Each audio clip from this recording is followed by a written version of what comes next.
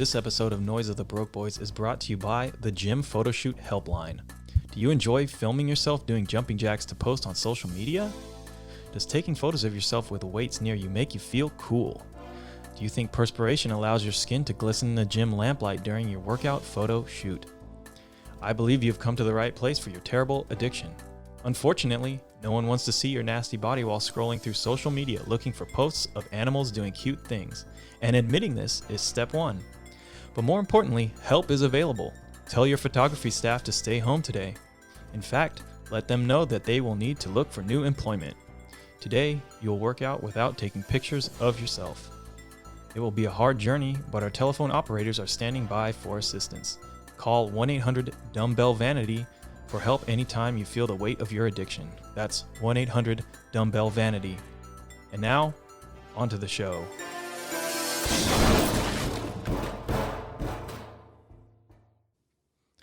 In today's episode, I sit down with a dancer I've been rocking with since I was young.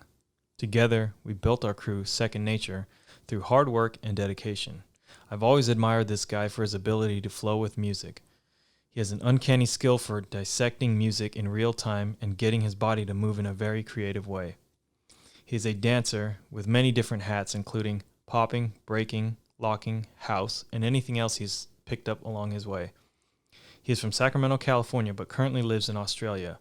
Please enjoy the episode with my friend and inspiration, Mikee. Hello, everybody. Welcome to the Noise of the Broke Boys podcast. My name is Kurt Rock Ski, and I'm here today with my good friend, Mikee. What up? Why don't you give us a little intro to you, since people might not know who you are. No, I'm pretty sure nobody knows who I am, but that's cool. I know you. My name is Mikee Joaquin. I am a dancer originally from Sacramento, currently living in Brisbane, Australia. I do, what is it? I guess the term is an all-styles dancer. So yeah, so when I first met you, you were breaking, right, with like the Step Boys? No, I was not. But I met you through them, right? Yes. A couple of them taught me.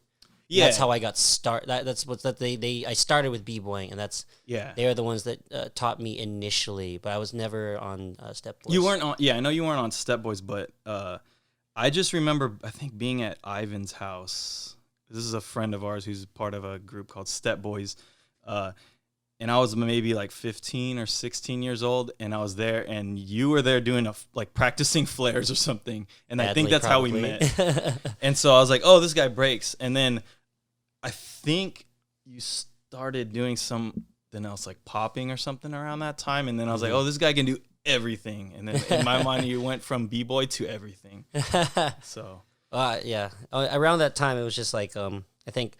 I felt like I was getting in the game late because I started dancing about like 16, like mucking around, and like as you do, you start like in your garage or in your room. But I really,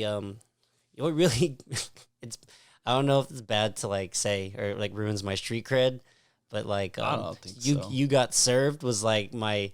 I mean, okay, look, we'll take it farther back. I think I've been dancing most of my life. I just don't.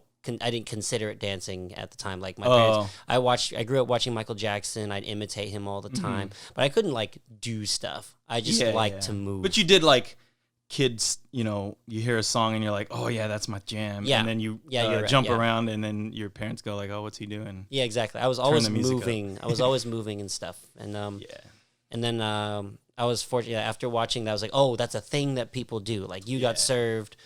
And if you haven't seen this, go check it out. It's like that was like a big. That was kind of like the first what do you call it? Dance crew movie, because like they have Beat Street for b-boying and like hip hop styles.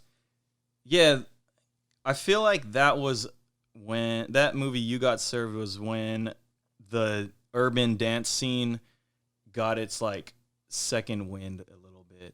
Oh, wait, was Honey first? Oh, yeah, you're right. Honey was first, which was Jessica Alba. She might have been the only one in there. I mean, like... I remember a bunch of B-boys were in there. It was all about her, yeah. But I think You Got Served was when it kind of, like, took off, and it was like, yo, this is dope. because no one says honey, but when people say like, oh, I watched Honey. People still say like, you got served though. Like people still say that. I don't know who, but I know I hear. I watched Honey, but it wasn't for the dancing. Yeah. If you know what I mean. Yeah, I'm saying. No, I'm saying. But yeah, so that was what got me really excited. I was like, oh, that's the thing you can do. Yeah. And then, when you find that you're interested in something, you all of a sudden you start noticing that it's always been around. And there was this kid, I forget his name, but he used to get down with like Will and Rex, like some kids I know before they were on Step Boys. I forget his name. He lived in Antelope, and he did this really cool move where you spin around the floor called windmills. Yeah. I forget his, but he doesn't break anymore. And like I think he joined. Wait, was the he band. Asian? No, he was white. Did he have dreads? No, because so I remember back in the day, there was like in Antelope. I don't know if you knew. I knew some of them because I'd always practice at June's house. Yeah, Will, Cody, and I keep forgetting his name, but he had sick power. Oh, he could do. Dang, I don't remember his name because. He quit. He did and started joined a band or something. Something like that. Yeah, when we were. It's probably still in high school, maybe like just out of high school, probably. But like when I was I remember he's been doing it because his brother did it and he started learning. But I was in middle school and we were at a school dance. So this is after I'd seen You Got Served. Yeah. And then they had like a dance competition. And like a bunch of people entered. But when you're at that age, no one can do shit. No one can do cool stuff. And then this kid just comes out and just starts doing windmills for days, and just spinning around. Oh, man. Like, and I was just like, that is dope. And I wound up like, where'd you learn to do that? Oh, yeah, my brother does. And then he's like, I think either him. Oh no, my brother actually knew Will from Step Boys. He's like, yeah, I know some of them. They break dances. I was like, yeah, could you introduce me? And even though I was like 2 years older than all of them, I still like that's just how much it drew me. So and then I'd go, and they just lived down the street, which was also cool. So I just went down their house whenever they were free, and just be like, yo, show me some stuff. And then over time, I got my shit practice at home. I joined a choreography team called Press Play. I was a part of another one before called Asian Image. It didn't. Everyone had their own. Didn't stick around. Yeah, it didn't. It was cool though. Like dance crew. Mine was called the Panda Express Crew. So we probably take the cake for the worst name ever. Yeah. But it was my idea. But it was still fun. And then I joined Press Play, which is a much bigger deal. Yeah. And that's when I really got into the culture. Like, and Press Play, for people who don't know, was made by Joe Larot, right? Yep. Who is original Jabberwockies. Yes. Very good dancer, highly influential in the Sacramento scene. Yeah, and currently one of the, obviously one of the big heads in Jabberwockies who now run the Las Vegas show. Super successful. I just watched it. Super dope. Yeah. Go check it out. Yeah, and that's when I really got into the culture because there were 3 directors at the time. Joe, this guy named Brandon Greathouse, and then Jason Magsusi. And they all had their own strengths and did a lot for me in terms of getting my mentality and work ethic and what I valued as a dancer. And for me, it was just about like just gathering all the knowledge you can and committing it into creating like your own style. Because I think back then dancing was still very, very segregated. You were a popper, you were a locker. It still really is too. I mean, but I think these days now with like things like all the dance programs there are on, as well as the major dance competitions, events like Juste Debout in France or the Red Bull battles. It's really and the internet has just allowed everyone to really realize that it's such a bigger world out there. Whereas at the time we didn't have any of that. We literally had you either got a DVD from a jam or before VCR YouTube. Tape. Yeah. Or stealing YouTube, sometimes stealing VHS tapes from your friends. Yeah, or sometimes even you'd wait for the Juste Debout kind of compilation reel from that year's event on the website on styletoof.com. I don't know if it's still there. And you had to I remember you had to download the video. That's when internet and it was yell at you. Yeah, it was on your 56K modem, which it rings and whatever, and it takes hella long to download anything. Yeah. But it would be a 10-minute video and it downloads all day. And then I remember I was downloading some stuff probably off the same website and it was just downloading for hours and hours and hours, and then my mom would go I need to use the phone. And then then it cuts off. And just, no. And then and so and then maybe half the video downloaded and you'd like try to watch it and like just cuts off or it's like messed up or something. Yeah, man. Those were the days. Yeah. Yeah. I mean, I think that's like a lot of us were like latchkey kids, so it's not like you had other stuff. You'd be at home and you had this new thing, so you had time to wait. Yeah. But now everything's just so go, go, go. Everything's so fast. A lot of times I would just press download and then go and practice somewhere. Or or play video games. So you started out as a b-boy, eventually got into kind of like choreo dancing, and Brandon and them kind of introduced you to popping, locking, and I liked all of it. And I like the more they show me, the more I'd go online, like, and YouTube just started out, but people were posting like just like crazy. Or sometimes YouTube's, but I think Google was there at the time, right? Like early on, it was Google, and like you could look up dance videos and different styles, and it was hard to find. But at that time when you're that into something, you put the time in. Search through the internet. Search through everything. I'd be up at like 4 a.m. Trying to imitate freaking like moves from exhibits, like dance videos. Oh, man. Yeah, and then my mom would bust in the room and it's like, "What's all this thumping? Yeah, what's this shit? Yeah, what are you doing?" I'm just like, "Oh, sorry." I'm like fully dressed up too. So whack. You know what's funny is like, because I used to do the same thing, and I would watch whatever some shit like late at night. My parents' house is just a 1-story house, so luckily I wasn't like jumping on the roof to their bedroom or whatever, but I would like be making hella noise and shit. And they would come yell at me. And so instead of like just going to bed, I learned how to like break quieter. And I didn't realize this until somebody mentioned to me one day like that I break like a ninja, and I was like, "What the hell do you even mean?" And they're like, "You're like so silent." And I was like, well, that's what you want to do. That's because like, wasn't that, correct me if I'm wrong, isn't that like kind of the mentality from like even the OG era? It was just like super swift, clean control. You know how to touch the floor. So you like, because like you would get up and you still want your suit to look nice, because like people would always get down at the clubs. They didn't want to scuff their shoes or like dirty up their pants get sweaty or whatever. even. Definitely you wanted to come out looking like a gangster. Yeah, straight up. Like, and so fresh. You had to step really precisely and stuff. So I don't know if it was necessarily to be quiet, but it was more to like not mess up your nice ass clothes.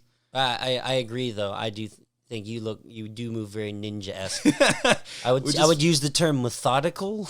Like, okay. You know what I'm saying? Like, it's it seems like everything's thoughtful, not just like, sometimes you see like b-boys who just learn, or we'll say like dancers who learn moves. Like, I wouldn't classify myself as a b-boy just because I never fully prescribed to the culture, and I don't know if that's a disqualifier or anything, but just like when you watch like some dancers learn tricks and they just kind of spew things out like you're doing a button combination in Mortal Kombat. And you just think it just works. I just do the thing and that's it. And it's like, no, there's a form, there's a way to do it. Yeah. There's a certain control and finesse about certain things, and that's what separates good dancers from great dancers, your understanding of that. Mm-hmm. Yeah, I feel like that's how I started dancing, is like learning very precise and fundamental type of breaking. And as I kept doing that, I think I got bored of it and was like, man.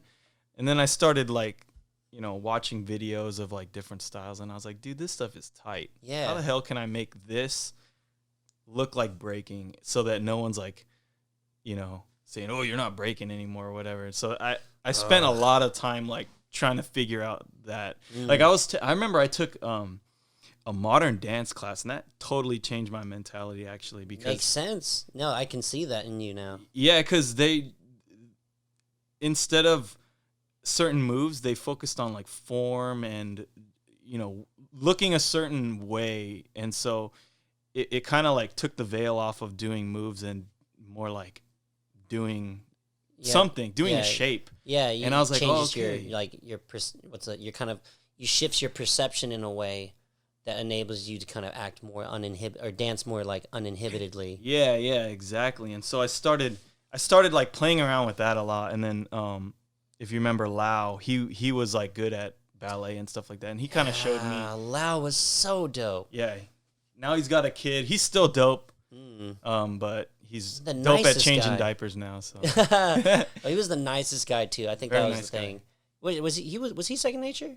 Yeah, he's second nature. Yeah. I just haven't seen him in like probably. He got down, like I think, way after you got down though. Yeah. And I think you had already moved to Vegas when he got down. Actually. I think that's why. Yeah, my memory's fuzzy. I just remember him being super dope, and like definitely, it's just. I think out of everyone in Second Nature, he had the most B-boy build. Just like oh yeah, he's just so much. Yeah, like he's the closest we had to Junior. Yeah, his upper body was massive, and then he had like my legs but shorter. Oh, you're talking about Quang actually? No. Quang. Okay, no. Quang's probably Quang does top that. Quang is Hulk. Oh, okay. I guess I can see Lau's what you're like saying. Lau is a little bit like that. Yeah. Yeah, like so like Chai's like pretty proportional. Yeah. And then Quang is like super massive, but he's like buff everywhere. And then Lau was like, yeah, like monkey buff. Monkey buff, yeah, and he could spin like crazy too. Now they're all super dope. That's what made me, and that's the reason that kind of like I'm like, okay, well, like if I'm not like on that tip, or if I'm not like at the level, I don't feel right, like calling myself a B-boy because I didn't put the time in. It's and then like when you put those kind of titles on, I feel like there's like an amount of respect involved, especially because our culture is very respect based. Yeah, it's like you don't want to just claim, oh yeah, like because like being a dancer and actor, whatever. That's the thing. That's a job that anyone could just say they are. Yeah, you don't need a qualification. You don't have to go to school. You can just say you are one, and and no one can like assess your level until you actually get down. I don't want to be like, oh yeah, I'm a B-boy. I remember I used to like when I was younger, you hide behind those names. I had like made up a bunch of names I thought were cool, and then and then it's like focusing too much on the external versus the actual just craft of b-boying. Yeah, I would say that I used to think more on that in terms of like being a b-boy as like an exclusive term, but I think I've shifted a little bit on that because now I look at it as like if somebody wants to do it and say that they're it, who am I to stop them? You know what I mean? This is a thing that is open to anybody. So if you want to dance and you want to roll around on the ground and call yourself a b-boy, that's b-boy to me. Because look at it like this: like when it first started, before the b-boy was even a term, people were just dancing, listening to a DJ cut a break, live. And they were like, oh, this is dope. I'm going to go dance. And then someone said, that's breaking. But whatever. In their mind, they weren't like saying anything else. They were just trying to dance. And so I feel like if you're doing that, you're a b-boy. And so, and especially if you want to call yourself a b-boy, like go for it. It doesn't matter to me. I don't think it hurts. It doesn't hurt the term b-boy at all.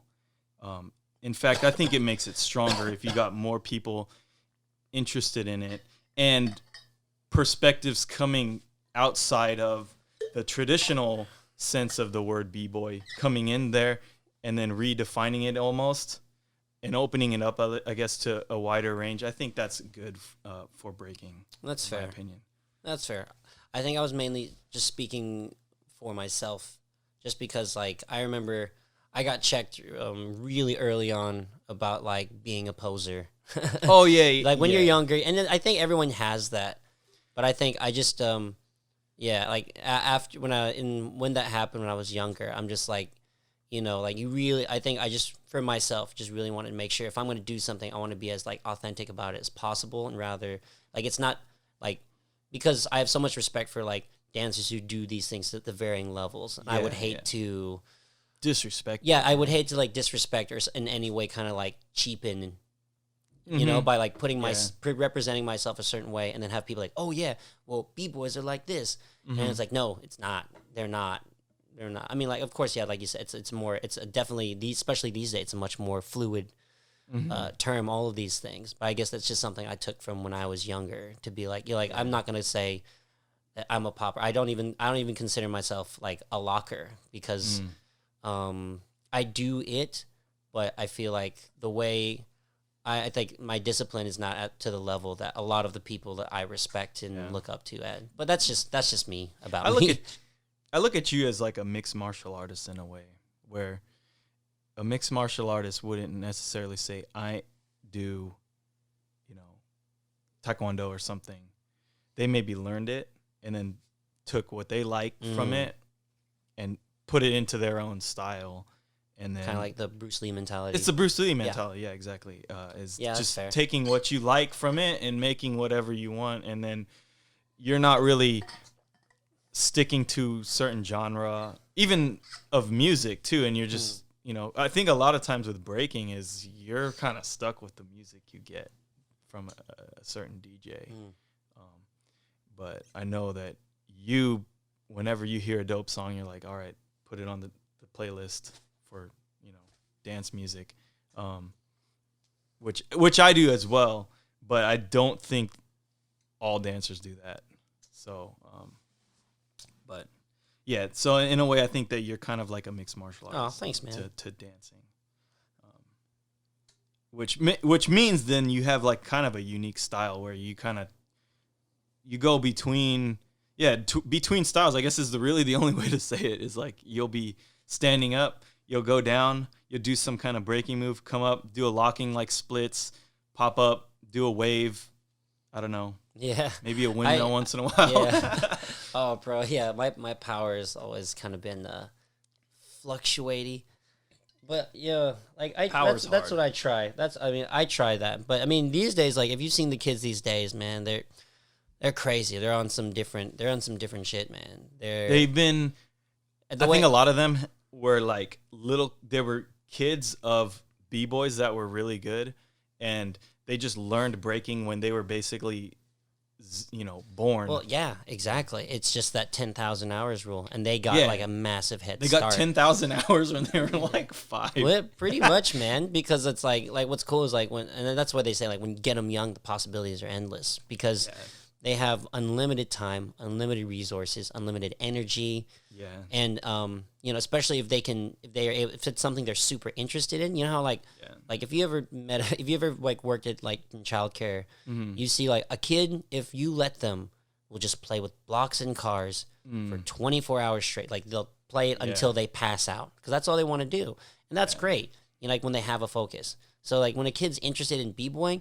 they'll just do that. The minute they have any spare time, they'll just do that. So that you got kids that are not even 10 who are like smoking, fully grown, seasoned career dancers. Me. Yeah, me. Dude. Me too. Like it's like all scary day. actually when you battle now because I'm like, oh, I got to go against a little kid. But back in the day, it's like, oh, I can take this kid. And then now I'm like, dude, I don't know. I've never seen this kid before. He might be crazy good and like just destroy me. But they also get like that hype like it's like if like the crowd is like a score, they're like the hype amp. They get like a double damage amplifier because they're all kids. Things equal, this kid is gonna beat me for sure. If he does a round just as good as me, dude, he's gonna win. Yeah. He's gonna win. So then you have to throw all your best rounds at this kid. You gotta like double damage. Yeah, you have to smash this kid, and and it's also bad because then if you smash this kid, then you look mean for smashing a kid. Yeah. Especially if you like burn them or do anything like directly at the kid apart from dance. You jump over the kid, you make fun of him for being small. Everyone's like, "Oh man, come on!" It's like, dude, I want to win. Yeah, dude.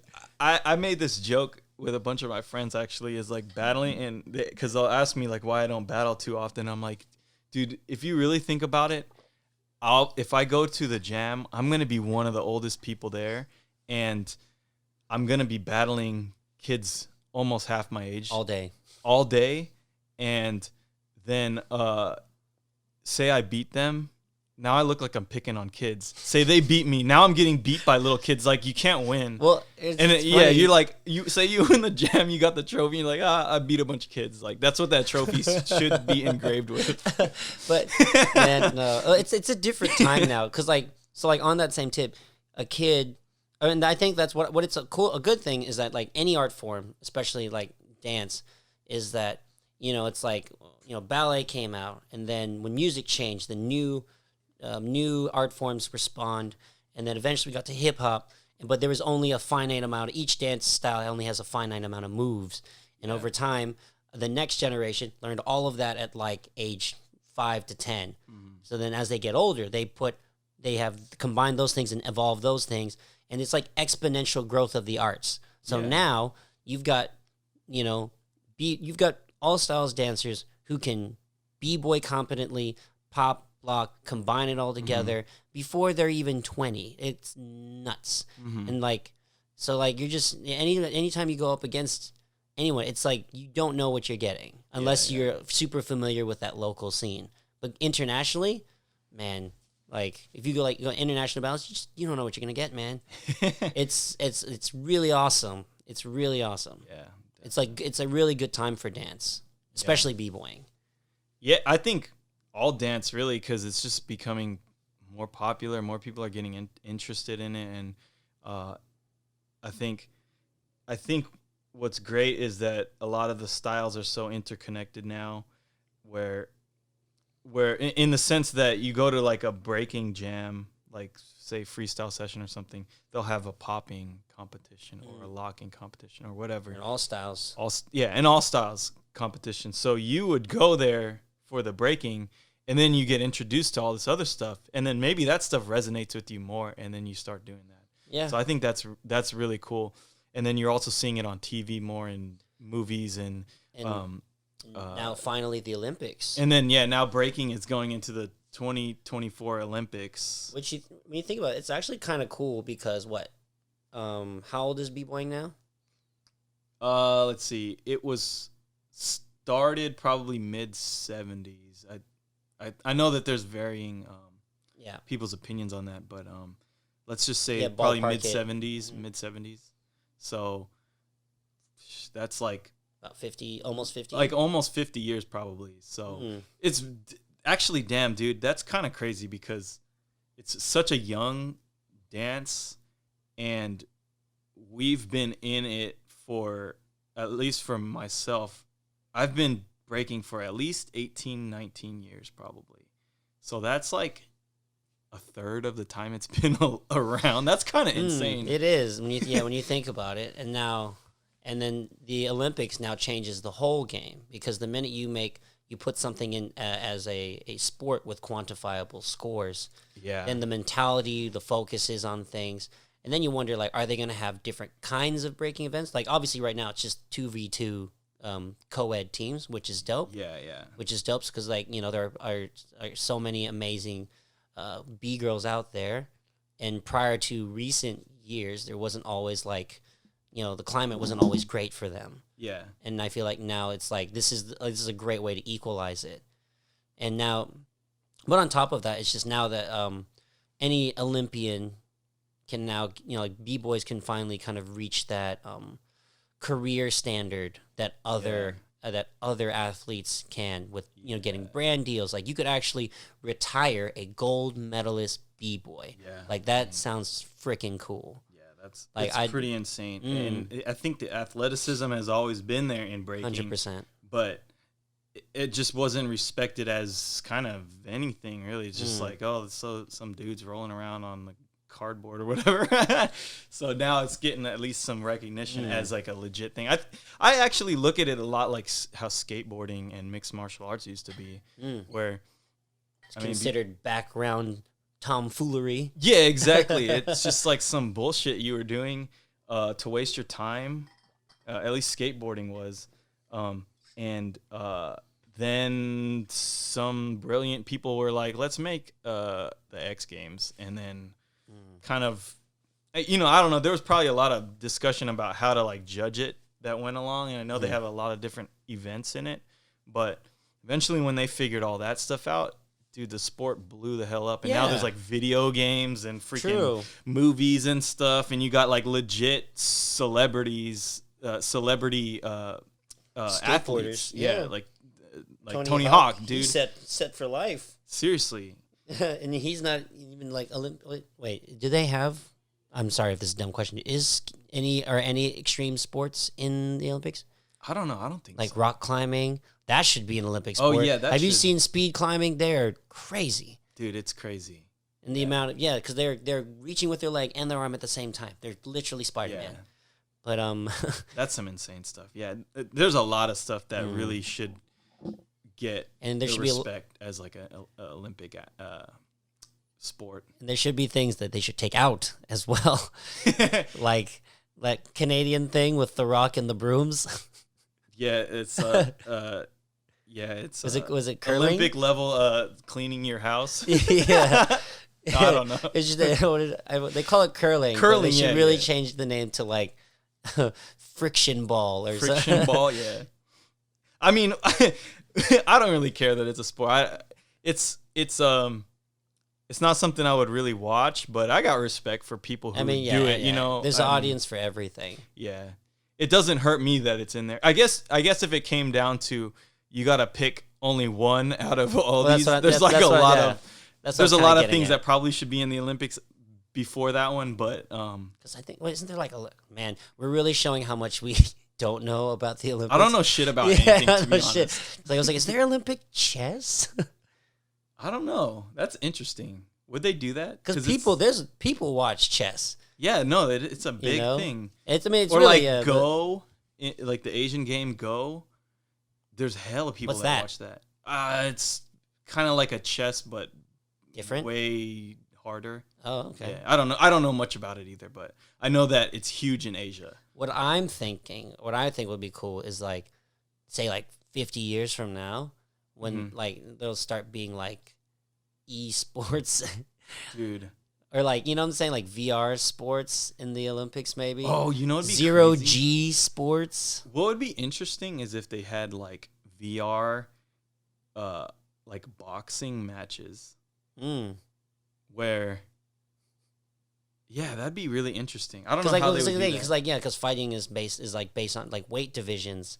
So how do you? And also there's like a lot of danger in like getting punched in the face all the time. So there's all this worry about concussions and like the long-term effects of that. And so it's like if you had a VR thing, you can use your skill in boxing, but like without any of the danger. Without the danger, and obviously, I think to be a good boxer, it'd still take tons of athleticism. But yeah, you're not getting punched in the face. It's kind of like the VR is just reading that you got punched in the face and going like, you're down. Yeah. But then I guess it becomes weird because you don't have the chance to like get back up like a regular boxer would. You know, they got the 10 seconds to stand up or whatever. Oh yeah. It'd be a different sport. It'd be like it would have VR to be. punch each other. VR punch out. Yeah. That's what it would be. Punchy punch, man. Punch. Yeah, punch. But like it would have to they would have to get like the graphics would be really good to like for people like, cause I think a lot of it these days it's like they want to put sports in that there's an audience like people really want to watch. Yeah. You know, so like which I think is why breaking. Oh yeah. That's why I think breaking will be great in the Olympics because it's just fun to watch, even if you don't know shit about it. It's just like, dude, everyone can key into that hype. they all like understand rhythm a little bit to be able to like recognize that guy's got rhythm. And that guy hit that blow up. Some crazy move. Yeah, I mean, it's in a way like breaking has always been like a spectator sport in a way because the thing I always mention to people about judging breaking it, because I always make the argument that you can't really judge breaking because it's really an art form, but the only argument I can make for judging is that when you were battling like way back in the day before there was any kind of competition, you were trying to like clown the guy you're against, right? And the way you do that is to get the crowd to like cheer for you. And when you like do something to them, they're like, aha, he got it, and you know, and he can't do anything back to it. So in a way, the crowd was always judging it anyways. And so I think that's why I make the argument, too, that it's a spectator sport, really. When you bring the competition aspect into it, it really is a spectator sport. So yeah, I think the only issue, or not the only, one of the issues they'll come across just in terms of implementing in the Olympics is just the judging system. Yeah. How will they do that in a way that like makes sense? And like I think, and it depends on if they'll come up with their own system or just respect the 3-judge point system, or will they come up with their own thing? Because I feel like out of all the sports in Olympics, it's probably the closest to like gymnastics. So then I wonder if like once b-boying becomes more established in the battle sense, will there be other things? Because like gymnastics has its own, like, I don't know however many days or whatever, but it's like, you know, the pommel horse is just one thing, and you can be you spend your whole life just trying to be the best at the pommel horse, and it's like, yo, that's just flares. It's just so it's like, you know, will there be like, you know, flare competition, head spins, and then there'll be b-boys kind of like in like those like crazy Japan crews where it's like you got you have your hybrids, and then you have your just specialists. That one guy, he doesn't do much, he just does head spins, he can do it for years. You know, that kind of stuff. That would be cool. And then you would have like, then you could have like the style and creativity battles where it's more about that. Yeah, I've had this conversation with a lot of people on the podcast actually, because I'm a firm believer that it's really hard to judge breaking because it's essentially an art form, and I like to make the comparison to painting. How do you judge this painting versus that painting? There's a lot of things you can do, like color composition, brush strokes, whatever, you know, detail, all these different things. But ultimately, when you go, I like that one more than that one, you're just taking all those aspects and saying, this one matches the stuff that I like the most versus that one. So it's very much a subjective decision between those two art pieces. So in a way, breaking is the same thing. It's like there's so many aspects to breaking. There's musicality, there's dynamics, there's you know, flow, all these different things. And everyone's gonna have their own opinion about what they like the most. And so when you're judging between these two guys, given that they didn't crash or anything or break their face, you're gonna go, okay, this guy break your face and it not be a crash. I mean, I don't know, Tiny Tim. For people who don't know, Tiny Tim is a b-boy. Shout out to Tiny Tim. What up, Tiny Tim? He jumps on his face and does all sorts of crazy stuff, and it's like that's his thing. He's got no nerves in his body. He must not, because he just drops on himself. He'll all do the time, a front but it's flip. dope. It's dope. I mean, he dope. flips over some crazy stuff. This is not a clown. This is a boost, because he is literally the coolest. Like, he'll just throw him over a car. He's fine. He's he should get into stunt work, honestly. You know those little clown dolls that, like, you can't knock them over? Oh, yeah, the little punching ones, dude. He's one of those. Like, you throw those and it's just like, and then he lands on his feet. You're like, oh, okay, how did that? Play some dopey music. Yeah, he's one of those. Anyways, shout out to Tiny Tim. But when you're judging between those two guys, ultimately you're gonna go to your overall opinion about it. So, when you're going to the Olympics now, you really need to have you need to be able to quantify that is the ultimate goal. And so I haven't figured out a good way to do that. I know there's a couple guys that have tried to do it, like Dizzy. Like the hours system and the I think R16 system? That's Dizzy's. Yeah, that's Dizzy's system. Are those two different ones? Am I talking about the same thing? I'm pretty sure it's the same thing. Okay. It's the one where there's like, what's the other? There's 5 categories. Yeah, but and there's like one judge for each. Yeah. But what's the other system then? The BC1 system? Is that's still just 3 judge, isn't it? There's the typical one is 3 judges, and at the end of a set amount of rounds, they point to whoever won. Yeah. And usually what they do is they judged it round for round.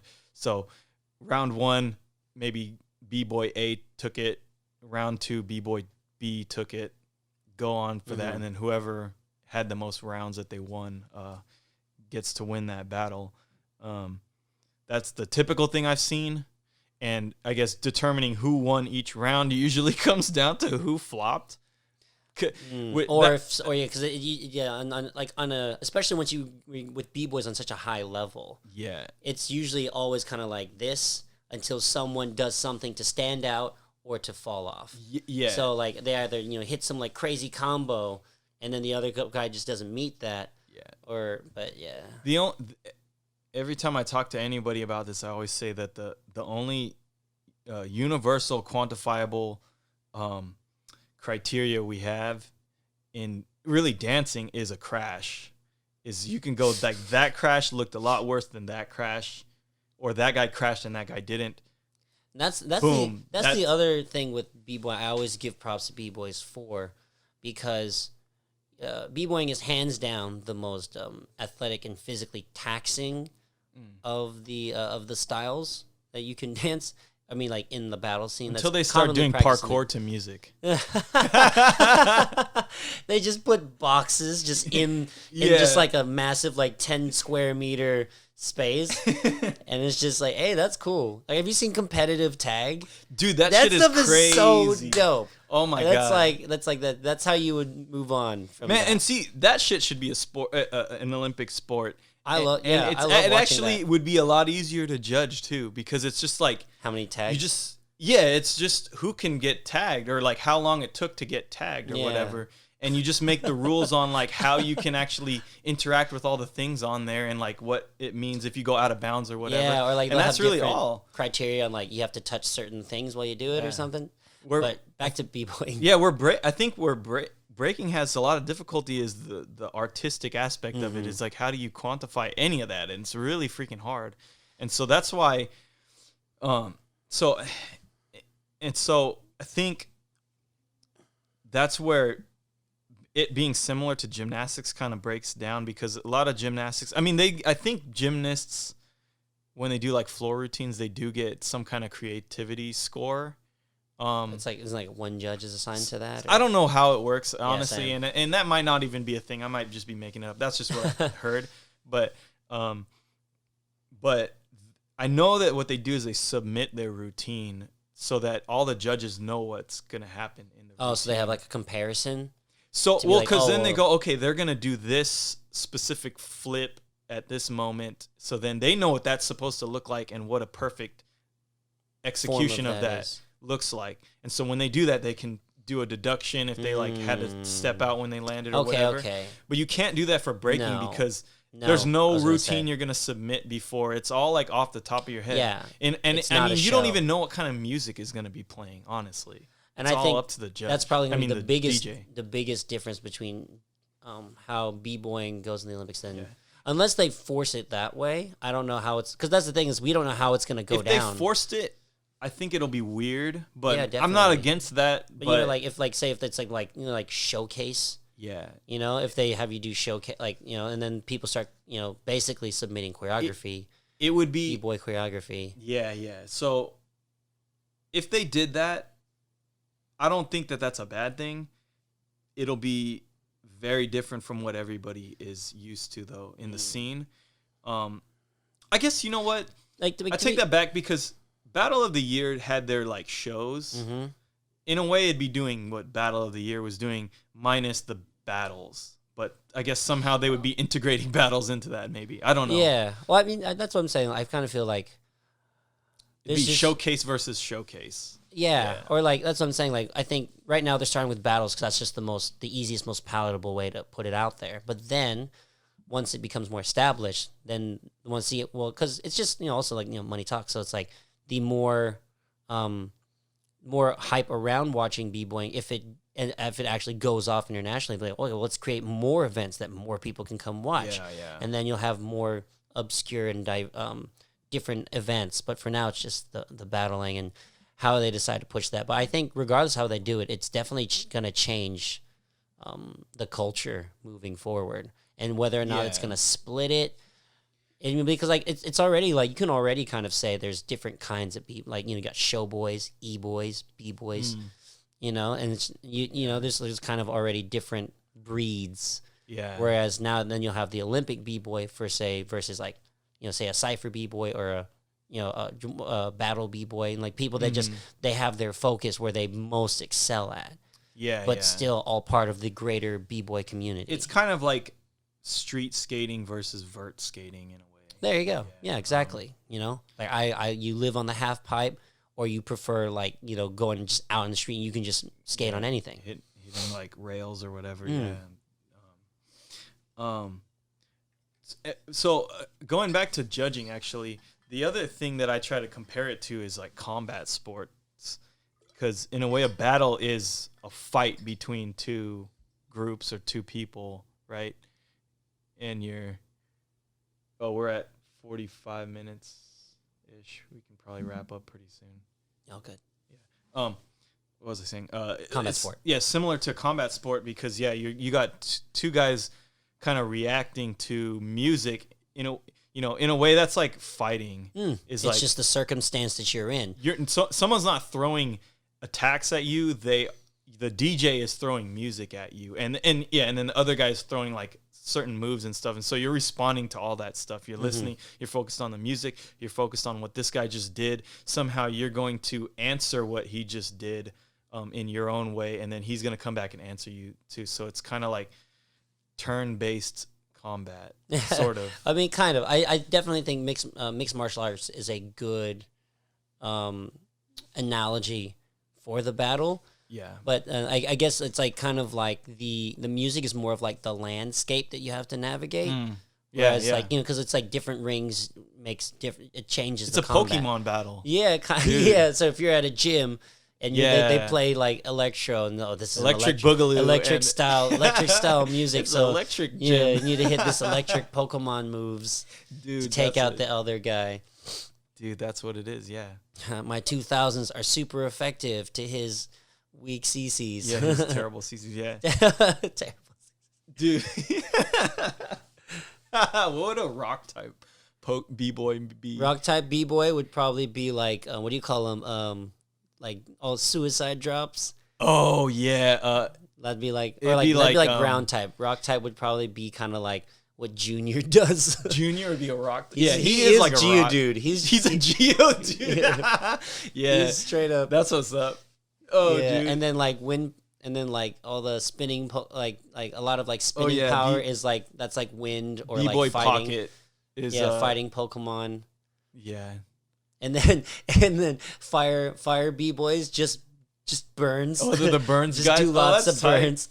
Water type would be like a flow style. Maybe. Yeah. I think you'd be like water type. Oh, I'd be a water type. You're like water type. I'd be like electric type because I'm just electric super. type. Because I'm all about just high energy. Vince would be spastic. electric type, I think. Yeah, he would. Yeah, Vince would be electric. He'd be like the next evolution up, though.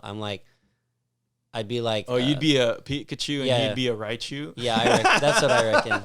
In the B-boying world. Actually, sure. Pikachu is a lot cooler than Raichu. Cooler, maybe. But he's a detective. But a Raichu will smoke a Pikachu every time. Yeah. Except in the cartoon, which doesn't follow its own rules. He's cuter. Yeah, and he's a detective. He's got the voice of Ryan Reynolds, so watch he's got the inner Pikachu. like beauty too. Stupid. Dude, that's what's up. Pokemon. What was I saying?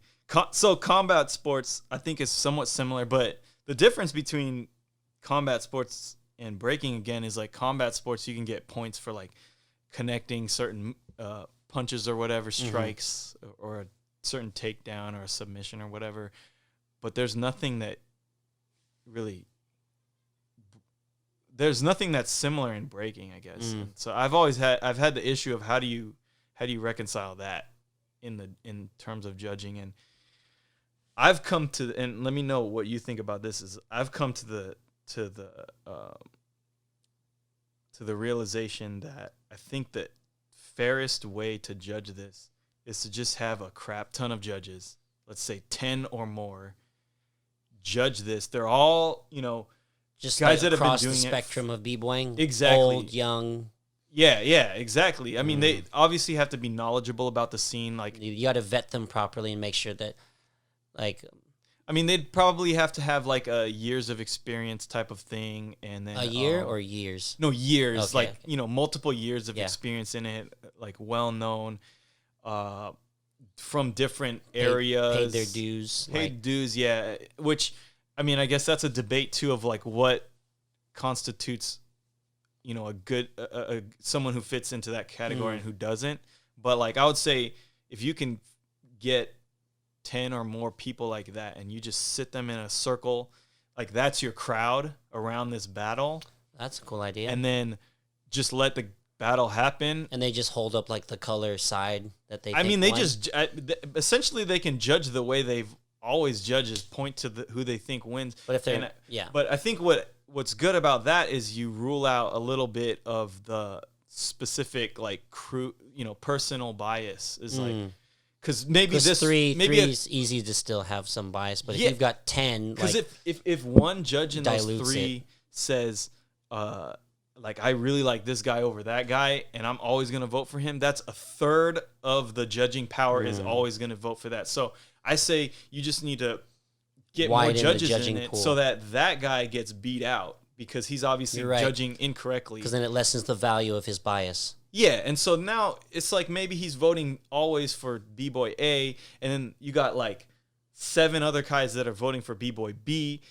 It's probably more likely that B-Boy B won than B-Boy A because the majority was on that side. Yeah. So I think that's probably the fairest way to do it, and then you just got to pay good attention to who you're putting in the pool of judges, and maybe you want to do even more than 10, maybe 20, like who knows. Yeah. But I would say somehow doing the majority rule thing, in a way it stays somewhat true to breaking because breaking started as kind of like I was saying before, like a spectator sport. It was crowds were judging in the first place. So now you have just this really knowledgeable crowd. True. Right? And they're judging. And the biased people kind of get outvoted, or they fall in line with the rest of the majority, and everyone else thought that guy actually won it. Straight up. I think that's probably the fairest way to do it. I don't know. I don't know if that's how it would be implemented, but I know that way is still going to break down as soon as somebody who doesn't know anything about breaking comes in and say, well, why did that guy win over them? And then they go, that's what, and then that's like when you need to have like good commentators that can kind of explain it, because that's like every other sport. You have commentators that know what they're talking about, and then when the audience watches, like, oh, okay, because like if I come in like I don't do sports, but when I watch, I know the commentator will help make sense of like, okay, well, they're winning because so and so can't kick or something, you know? Yeah. I would say so, but even sometimes though, like, commentators will get it wrong too. I mean, I don't know how often it is that I see a battle that I judged one way and it went the other way, and I don't know if that's because I'm bad at judging, or you get like fine-tuned your sense of who won. I think you've been to so many. Yeah, I mean, all I can say is that it comes down to my bias. So, yeah. So, yeah, I know that there's a big thing that the whole committee of Olympics is gonna have to like get over to have breaking really be, I guess, a respectable sport. And its judging is that big hump that they need to get over. But I think, in time, it's just like anything. In time, there will be growing pains. But I mean, like, it's been 50 years and 50 years coming, you know, like, and it's there now. Yeah. It's not, unless someone messes up real bad, I don't think it's going anywhere. Like, I reckon it's here to stay. This is the time. It's their time. Yeah. The only thing some of us were talking about before, different show, was the thing that we thought would mess it up is like drug use in breaking, because like there's so many people that use a lot of drugs, and so like like performance enhancing drugs or just weed. Mostly it's weed, but I know like people do a lot of stuff. So I don't know if it's not perform. I don't know. Yeah, there's not a lot of b-boys that do steroids or anything, but I don't know what the rules are in the Olympics. Once you get to the Olympics, it's just no drugs, right? Yeah, that's what I thought. It's like you can't have any. You got to be clean. Yeah, exactly. You have to come in at like, and just what you're innately given. I mean, if you literally can't coffee, do anything, you can have coffee. You can have coffee. Okay. Energy drinks. So I would say if they were able to throw out weed, you'd probably get a good amount of b-boys excluded. if they test for weed, dude, the scene is gonna have a very hard time. I think.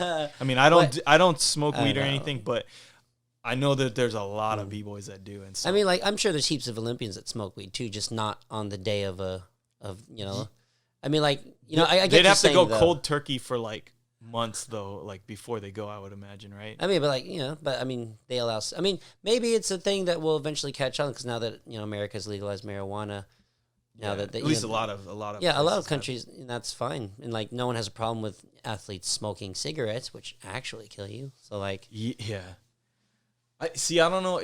I mean, yeah, it really comes down to what the Olympic Committee thinks about it, which is a worldwide thing, and so definitely in some countries it's been completely legalized. In America, it's like kind of halfway there. Yeah. But I know in other countries it's like go to jail forever sometimes. So I don't know how that feeds into Olympics, but I would say that's probably the one big thing that'll F it up, if anything. I mean, yeah, and when you say it, it does seem like it could be a risk. It just depends on. I mean, really, you can't really know how it's going to turn out because there's so many variables these days. There's so many different ways, but I'm excited to see what happens with the Olympics, and I think a lot of b-boys are, and I think it's a good thing for the scene. 100%. Yeah. So yeah, excited to see how it goes. Yeah, and my main argument for that is that it's going to introduce so many different people to it that just didn't know it even existed, and that there was this kind of competitive thing out there. And so with that, I think we could probably start wrapping this show up. Dope. I think that was a pretty good discussion. Is there anything you want to close with? Or is there any like shout outs or plugs you want to do? Shout out to Jabberwockies in Las Vegas. A dope show. I just saw them the other day, and it was like just really good to catch up. And it was really good show. Check that out. Shout out to Swagger Mama crew in Brisbane, Australia. I don't know if any of you will ever hear this, but it's if you do, just know please listen. Oh God. But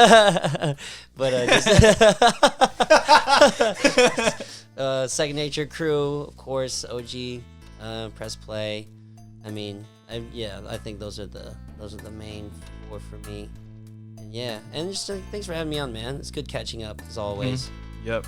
Yeah, and we're out here in America for your visit, your yearly visit. And so, anyways, with that, we can wrap up right now. Or you got any like final plug you want to do? Just what's your Instagram? Do what you love. Nah, don't worry. Okay. Put my Instagram. Fuck your Instagram. Yeah. All right. All right. See you guys. Thanks for listening.